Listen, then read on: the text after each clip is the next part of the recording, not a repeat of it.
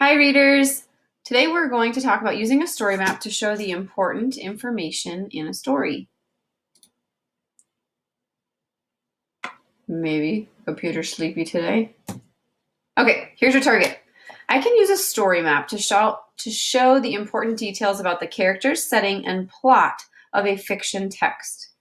Remember, at any point you can pause the video and take notes, you can record your thinking, you can draw your own map, anything that you need to do, take a break, run to the bathroom. So make sure you pause and do what you need to do at any time.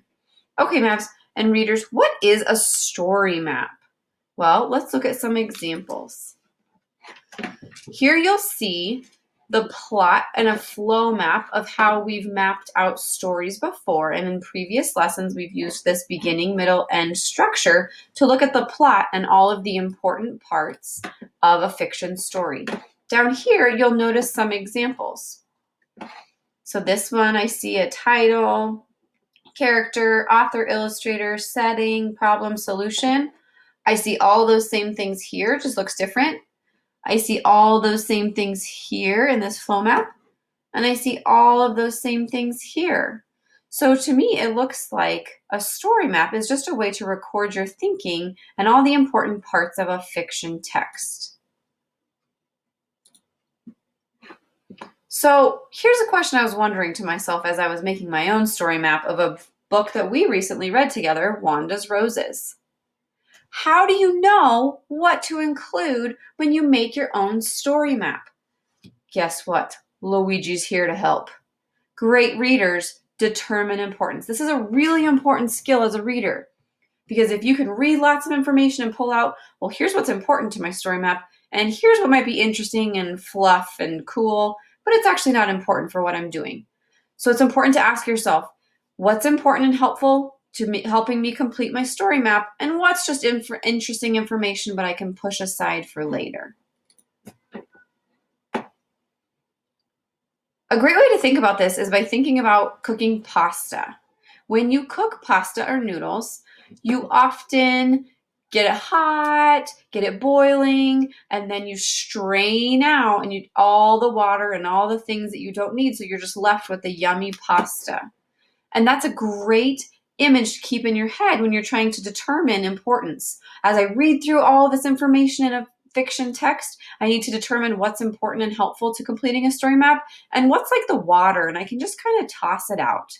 So here's a video that can help us learn how to determine importance. Tune in.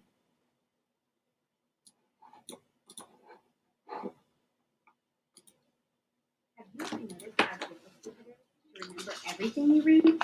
Our brains just can't seem to hold all of that information at the same time. But that's okay. Thoughtful readers use a special strategy to deal with this problem. It's called determining importance. I'm going to help you learn how to pick out the important stuff and cast aside the minor details. This demonstration is a model of what a reader's brain does when it is reading. Watch what happens. Think about how a pot, a strainer, and some pasta can represent determining importance when you read. Here we have some boiling water, and now we're going to add the important part, the pasta. Time for it to cook.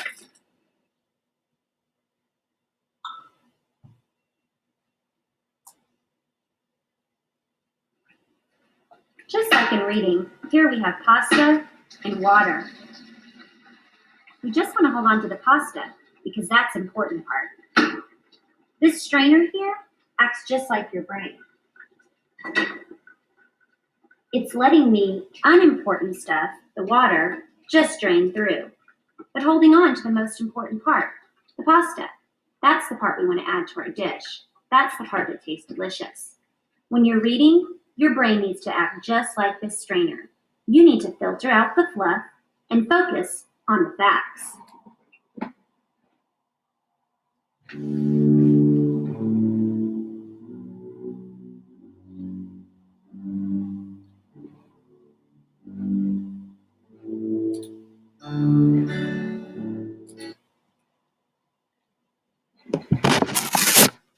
Okay, readers, so just like that video shared, it's really important that we determine what's important in making our own story map. Why do you think this matters? Why would we spend time deciding, what's important enough to put on my story map and what's interesting, but I could maybe leave off of my story map? Why do you think that matters? That's right. It helps us to comprehend what we read and learn the skill of determining importance. As you get older and you take more notes and you become more of a researcher and you explore things maybe that interest you at home right now or in school, you have to be able to determine when you're a note taker and you research something, is this important to the notes that I'm taking and helping me understand what I'm learning? Or is that just interesting and cool and I can set it aside for later? So I want you to help me now think about the book that we recently read, Wanda's Roses. And I want you to help me determine, are these pieces of information that Miss A pulled from the text important and they'll help us to comprehend and create our own story map? Or are they just interesting and I can leave them out? So Wanda and the neighbors. Those sound like the main characters that we heard about the entire time in the text. So I agree, those are important. How about Wanda wears a red sweater? We already know we have Wanda as the character. Is that a part of her problem or an important event? No, the whole text is about her wanting to bring a bush back to life and create her own rose garden. That's interesting that she might like red. It might be her favorite color, but is that important to what we're trying to do here as readers? No. So we're going to put it down here as the interesting fluff we can set aside for later. How about it took place in a neighborhood? Was that the setting of this fiction text? That's right. That's important because that was the setting and where the text took place. All right, over here, readers. The neighbors all helped plant a real garden. Come on, let's hear it. Is that an important event in the text or is it interesting fluff? I agree. That is so important because that's how Wanda ended up getting the rose garden she wanted all along. Okay, readers. Wanda wants roses to grow. Well, that's kind of what the whole book is about, right?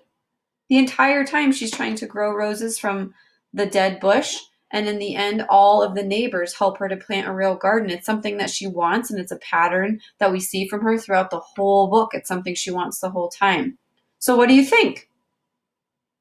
That's right. That's very important to the plot and the important parts of what the text is about.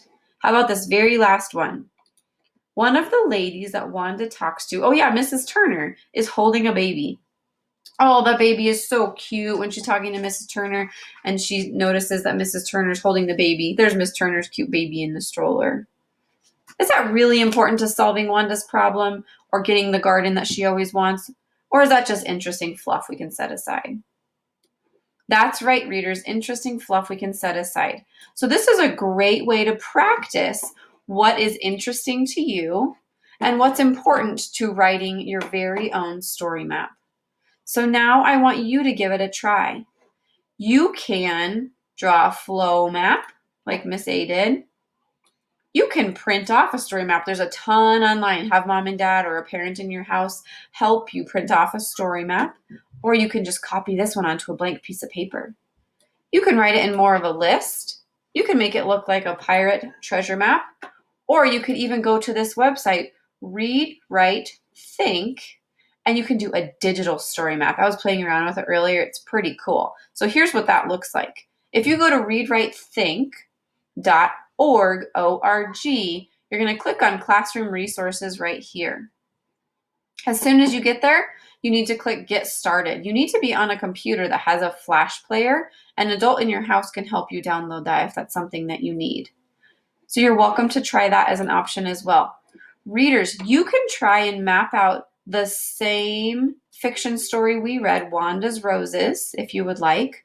Or you can go ahead and choose one of your own that you've read on your own this week. I would love to see one that you've read on your own. That would be really fun. So remember, when you practice and try this, try and strain out, just like the noodles, what's important.